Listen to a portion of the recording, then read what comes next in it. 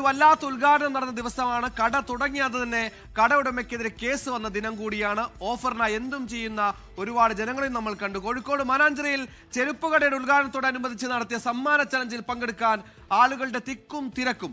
ഉദ്ഘാടനത്തോടനുബന്ധിച്ച് 1 രൂപ നോട്ടുമായി ആദ്യം വരുന്ന 200 പേർക്ക് ഷൂവും വാച്ചും ഓഫർ നൽകിയിരുന്നു. ആളുകളുടെ തള്ളിക്കയറ്റത്തെ തുടർന്ന് പോലീസ് ലാത്തിചാർജ് നടത്തി. സംഭവത്തിൽ കടയുടമകൾ ഉൾപ്പെടെ 6 പേർക്കെതിരെ പോലീസ് കേസെടുത്തിട്ടുണ്ട്. വർഷ ഗിരീഷ് കോഴിക്കോട് ചെയ്തു. വർഷ, 1 രൂപ നോട്ടുമായി എത്തിയാൽ ഷൂസും വാച്ചും കിട്ടുമെന്ന് അറിഞ്ഞെത്തിയത് ഒരുപാട് ജനങ്ങളാണ്. പക്ഷെ ഇവരെ നിയന്ത്രിക്കാൻ ആളുണ്ടായിരുന്നില്ല. ഇത്രത്തോളം ആളുകൾ വരുമെന്ന് ഉടമയും കരുതിയില്ല. അങ്ങനെ ഉദ്ഘാടനം കുളമായി, ആകെ മേളമായി, പ്രശ്നമായി, കേസായി. എന്താണ് വിശദാംശങ്ങൾ?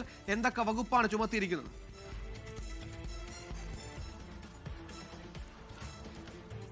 അതേ സുഹേൽ, ഉദ്ഘാടനം ആകെ കുളമായിരിക്കുകയാണ്. വലിയ പബ്ലിസിറ്റിക്ക് വേണ്ടിയായിരുന്നു കട ഉടമകൾ ഇത്തരമൊരു ഓഫർ നൽകിയത്. എന്നാൽ അത് അവർക്ക് തന്നെ വിനയായി മാറുന്ന ഒരു അവസ്ഥയാണ് ഈ കോഴിക്കോട് മാനാഞ്ചിറയിലെ ട്രെൻഡ് ഫാക്ടറിയിൽ ഉണ്ടായിരിക്കുന്നത്.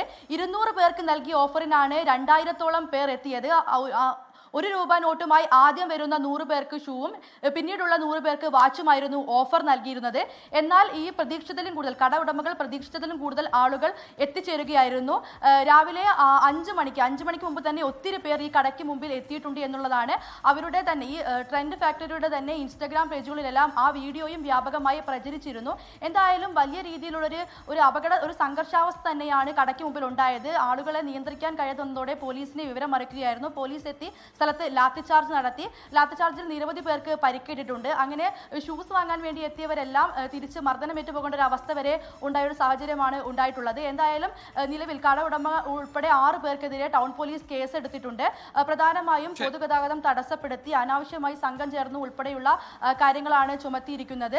നിലവിൽ അവർ പോലീസ് കസ്റ്റഡിയിലാണുള്ളത്. ലോകത്തെവിടെയായാലും ഏത് സമയത്തും 24 വാർത്തകളും ഓഗ്മെന്റഡ് റിയാലിറ്റി പാക്കേജുകളും എക്സ്പ്ലെയിനറുകളും വിശദമായി കാണാൻ ഞങ്ങളുടെ യൂട്യൂബ് ചാനൽ നിങ്ങൾക്ക് സബ്സ്ക്രൈബ് ചെയ്യാം.